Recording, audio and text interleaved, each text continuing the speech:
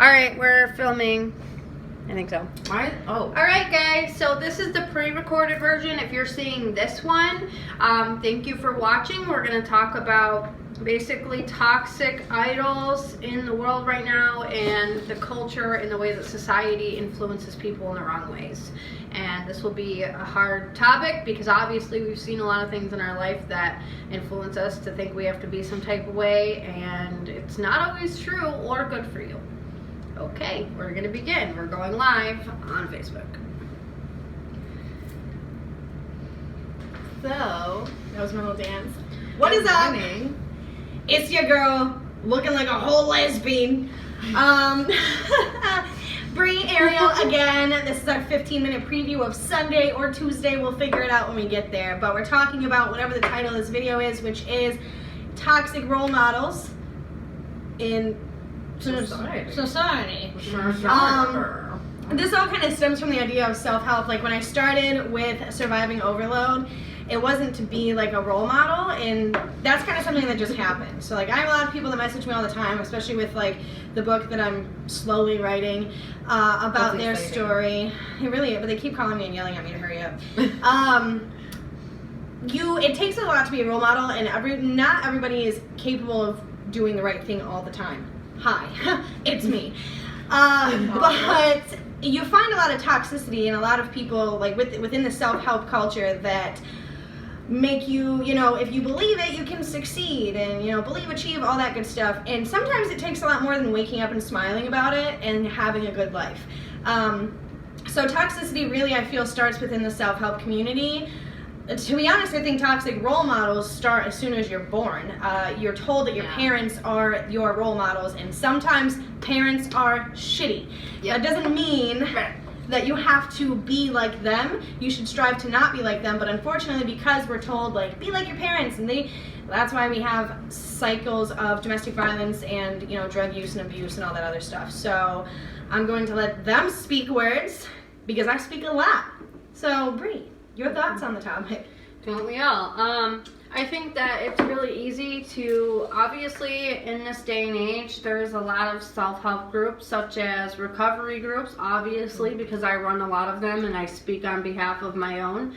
I think that there are a lot of people that use their title to abuse others, and it's not all necessarily in the recovery community. It is in a lot of other communities as well, as far as like being bulimic or having basically eating issues and mental health problems. A lot of people use the vulnerable people, such as ourselves, and the things that come with being human in order to make money and monetize their content. Now, is that always an issue? No. If you're saying the right things and you're doing the right things, but obviously we're not all perfect. That's not normal. No one is going to be perfect. No one is going to always live up to the image that maybe they put out there. That's okay. We don't always do the right things consistently. And I see a lot of people, though, that don't live that way at all, nor do they actually help people. A lot of people, live across the country and preach on behalf of people that are over here, but they're not in their community. They're not meeting people. They're not talking to people.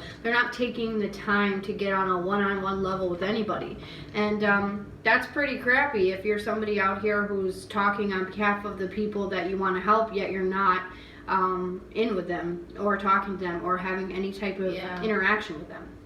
And obviously we look up to these women that are beautiful and they're skinny, and they talk about how we need to be, we need to be a certain weight and our BMIs have to be somewhere and we have to look a certain way. No, I mean, it happens in our doctor's office, it happens at home, it happens everywhere. We're told that we have to look up to certain people, and we look up to people that are on stage at the, like the Super Bowl who are dancing. Oh, they're beautiful women. Yes, they are. They're doing great things, I'm sure, but like not every 50-year-old is going to look like the person on stage at the Super Bowl because they had plastic surgery and they worked out and did a lot of things, but we don't all necessarily have to go and get plastic surgery at 45 years old. I mean, we should be okay with ourselves the way we are and worry about our health so that we can live a long life, not so we can look perfect. And obviously I'm at guilt for that because I do try to look good all the time. That's not true. I do it all the time. I tan. I do a lot of crazy shit to look pretty.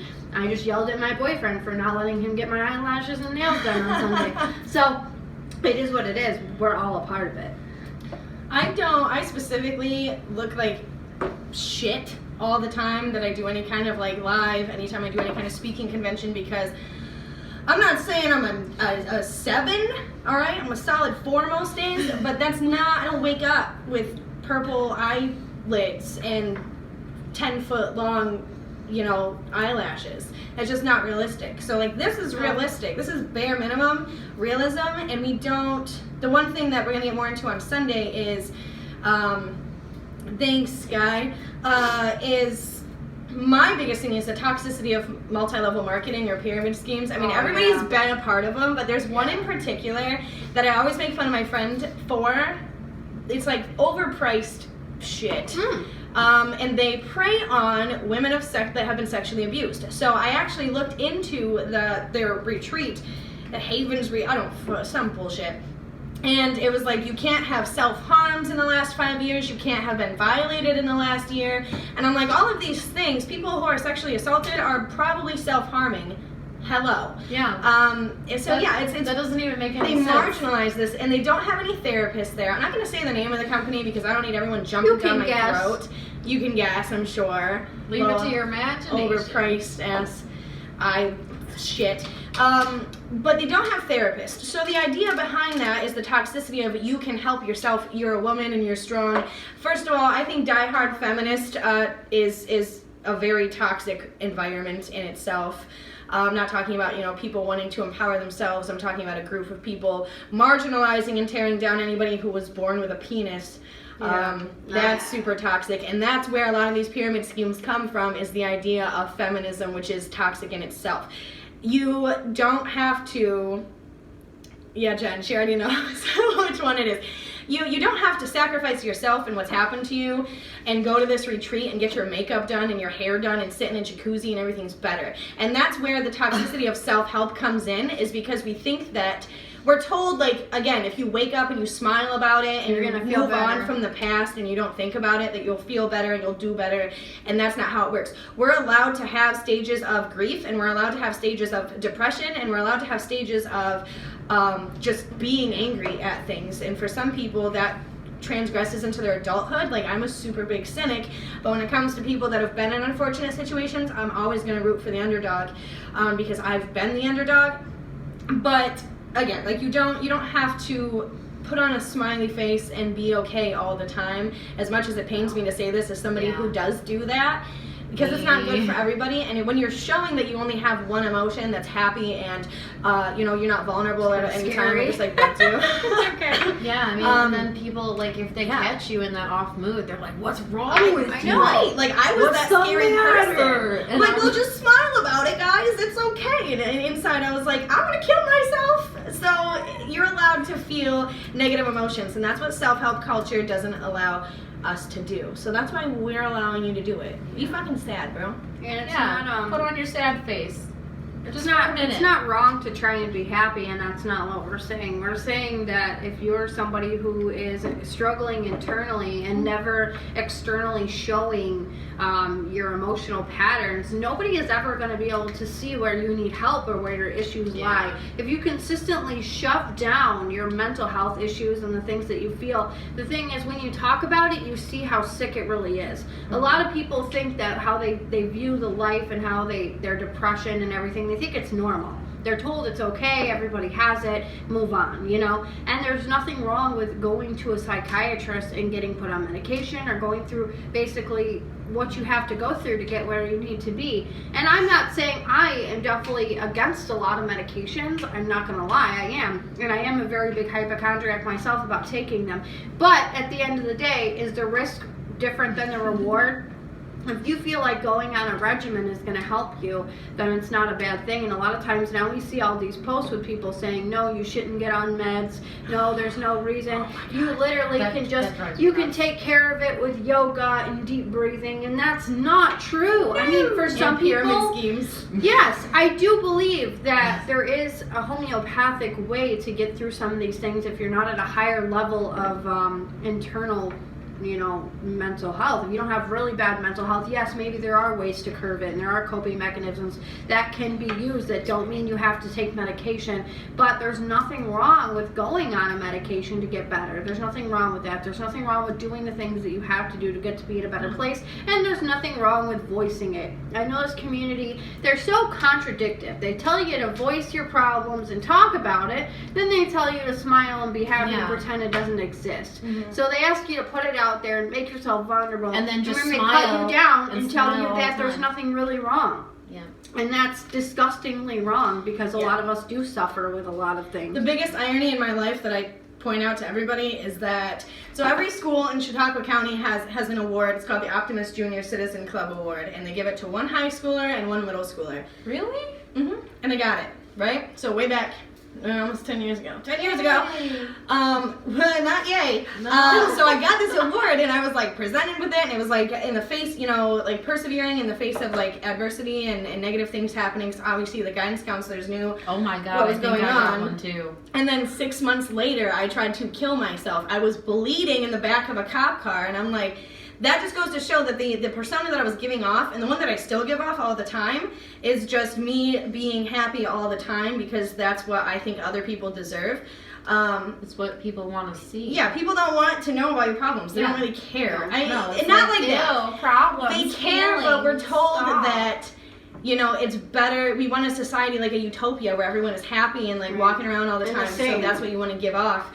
And people being in a negative mood puts other people in a negative mood. So for me, again, as much as I want to say I'm a cynic and I don't care about everybody, I care too much about everybody, and I don't want them to ever be dissatisfied with my appearance, not my appearance, but like how I am and how I act. And I don't want to be in a bad mood and put someone else in a bad mood, because that's what it does.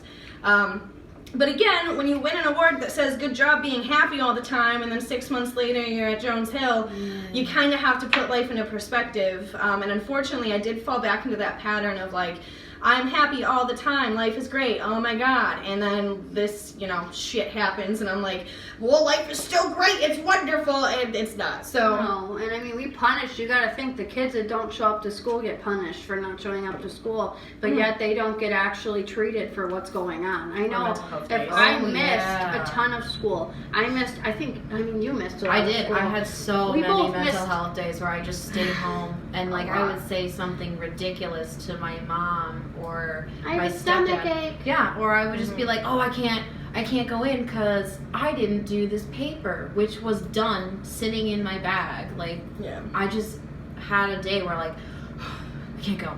I feel like we're shifting as a society too. Like Aiden, I just gave him a mental health day like 2 weeks ago, and he skipped school and went to Niagara Falls and walked on an island, and That's like, lovely. I had a doctor's appointment See, anyway. that's so it's- wonderful.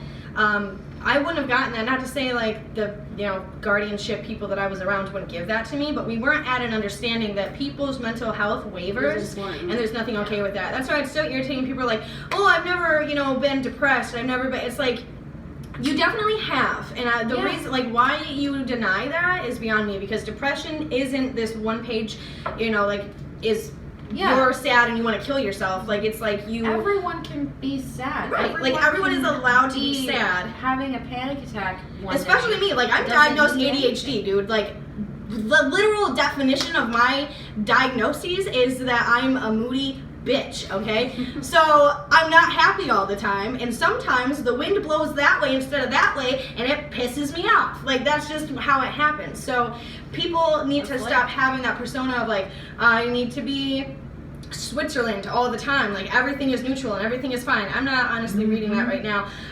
Thank you though if it's something nice. And okay, cool. So you don't need to be neutral all the time. And my thing is like, I feel like everybody picks, I always pick being at level 10 because I'm naturally like, people sometimes pay to be at the level that I'm at all the time, which is cool, whatever. I mean, I'll give you some of my brain juice.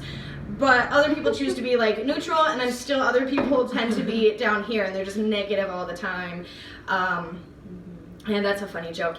And yeah, so pretty much don't listen, and on Sunday we're not naming anybody specific, anyone on a small scale, but people that have written self-help books that I think are personally toxic, I will name them on Sunday. They have put themselves out there as a public entity, so their name and their, like, they don't have a right to their name, and I can name them. So if anybody wants to get offended, if you're part of a multi-level marketing company, and you're not going to like what I have to say, then I don't apologize, because I would, at the end of the day, much rather be honest than unhappy. I agree. I think that's important. So, And yeah. I think that when I go and I scroll through my Facebook, I see at least 50 to 60 different people on my Facebook, my LinkedIn, and all my professional accounts of people that write these long paragraphs that are at least like 2-page books talking about you can travel the world if you join this club. All you have to do is pay $200 down, and we will teach you how to be your own coach and you can build your own plan that you can then sell to people. Now, yeah, sure.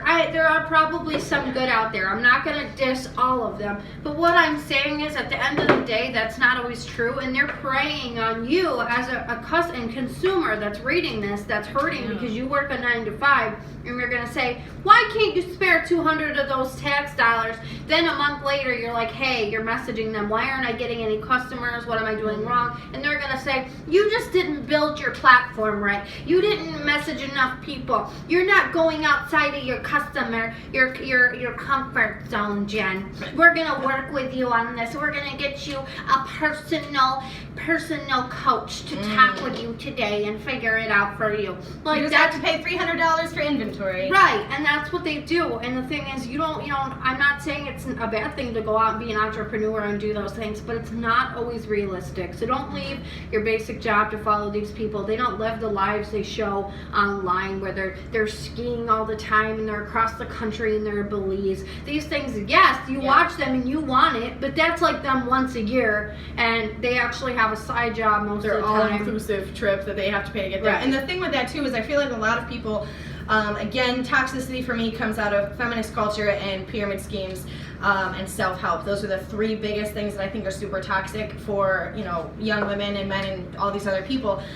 But they build up their brand of this other company that they're doing as far as multi-level marketing goes, that we have so many followers, we have this, we have that. I mean, between Bree and myself, we're at like 16,000 probably between all the different things that we have.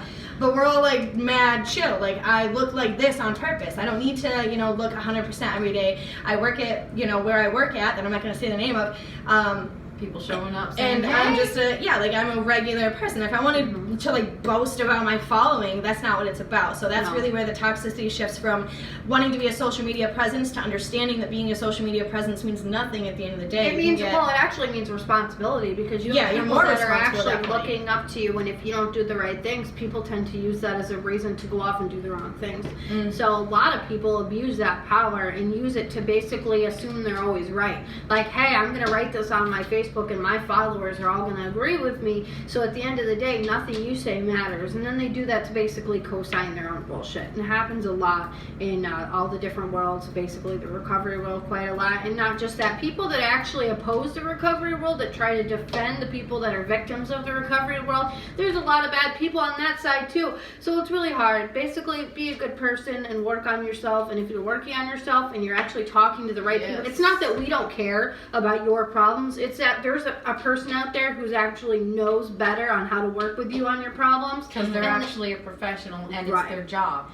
We ain't professional. Do I look professional to I'm you? not a professional. Am I professional today, Mommy? I'm just working through my own things and helping other people work through theirs. Right. And again, I like to pretend, I think me and Bree both, and I know Ariel well enough, like she's very carefree. She's SpongeBob in real life. I am. But Bree and I try very hard to be very cynical and guarded while also trying to give back in good ways, advice and good community. Right, and like moving silently about it. Like, we don't need to brag about the things we do. I'm encouraging. You can do it. She's the cheerleader. So definitely.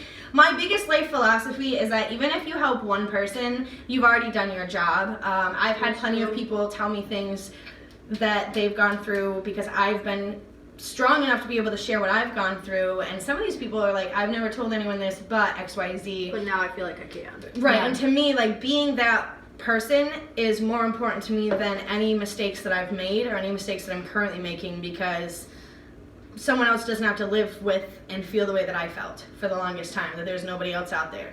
Right, because you're not There's always alone. somebody. Do you have anything you want to say? Because I totally left you out. Yeah, we're just like, shut up, Ariel. I don't know. I just agree with you guys. I'm not really out there dealing with a lot because I'm just dealing with a lot at home. But Like, that's a within lot. myself. That's a lot. You don't have to minimize that. No, That's still a lot. You just said, don't I minimize just- your shit. I don't have the vocabulary yet. I'm still in the baby steps, still trying to figure out like what I even feel and what I even want and what to do.